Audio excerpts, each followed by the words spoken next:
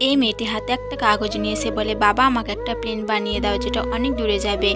আর এই লোকটি বলে, ঠিক আছে বেটা, আমি তোমাকে প্লেন বানিয়ে দিচ্ছি।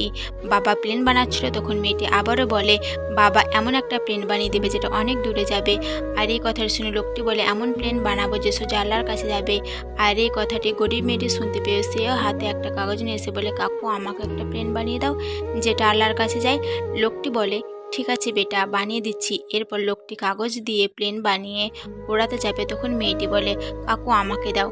তখন লোকটি বলে, ঠিক আছে বেটা, তুমি ওড়াও।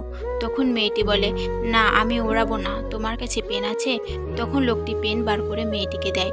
এরপর মেয়েটি কাগজের ওপরে কিছু যেন একটা লিখতে থাকে। এরপর মেয়েটি কাগজের ওপরে কী লিখলো সেটা দেখার আগে ভিডিওটাতে একটা লাইক, কমেন্ট অ্যান্ড চ্যানেলটিকে সাবস্ক্রাইব করে আমাদের পাশে থাকবেন। এরপর লোকটি কাগজটা পড়ে যখন দেখে, তখন মেয়েটির মা বাবা কেউ বেঁচে ছিল না। এর জন্য মেয়েটি কাগজের ওপরে লিখে আল্লাহকে বলেছিল যাতে তার মা বাবাকে ফিরিয়ে দেয়।